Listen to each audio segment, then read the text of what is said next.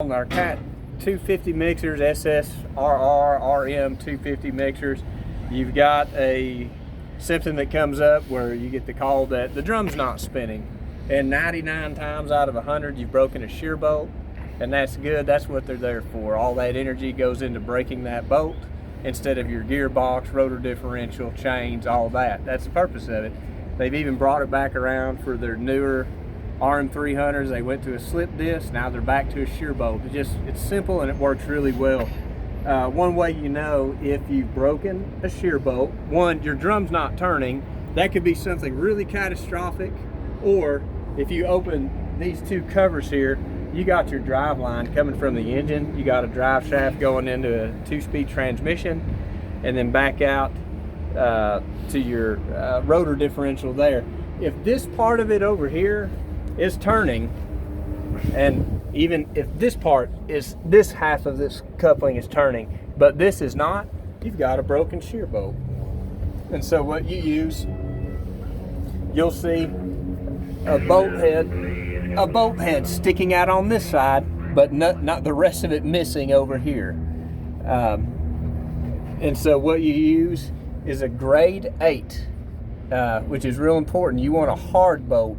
That doesn't make it, it's not that it makes it stronger, but it makes it more brittle, because you want it to snap. You don't want it to bend or stretch. If you put a soft bolt in here, it will not break. It'll bend, and then you'll have a real fun time trying to get it out if you didn't tear up a bunch of other stuff. So grade 8, 7/16, 4.5 inches. It'll look like this. Okay, so you come through this side over here. Help it in just a little bit. And I've got a flat washer on this side.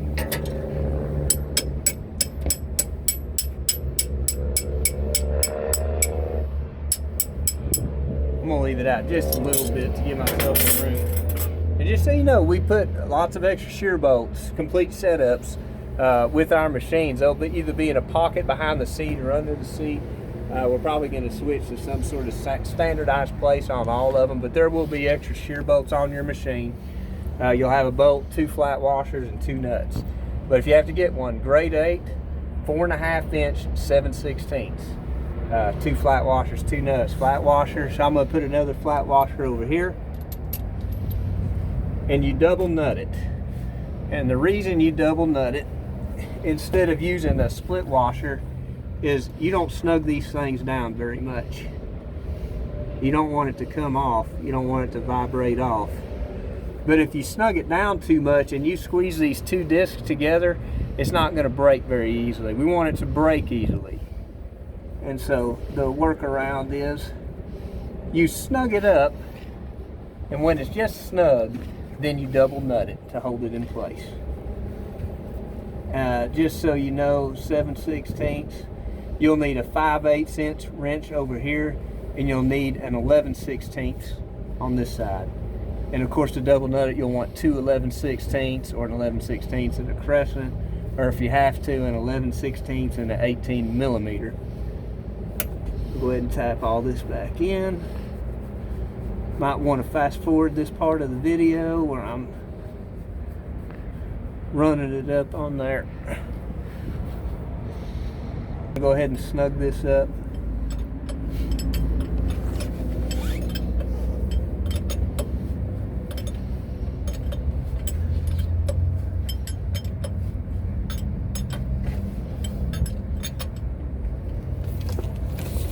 You'll notice I did it. I'm not tightening so much. I didn't even have a backup on it just to get it snugged up just enough. Tight enough where it doesn't rattle around. Not a bunch of, maybe like a plumbing fixture, not too much on there. So I got it snugged up, and I'm gonna run that other nut up against it and tighten it up.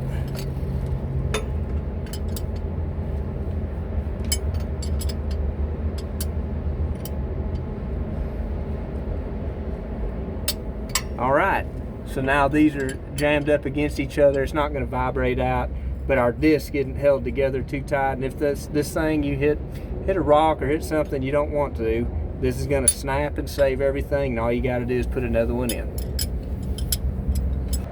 One little addendum to that, if you don't know if it's a grade 8 bolt, you may know this. You see these little lines coming out from the center. There's going to be 6 lines on the head of the bolt if it's a grade 8 bolt, because that makes sense. But 6 lines, you got you a grade 8 bolt, which is what you want to use for a shear bolt.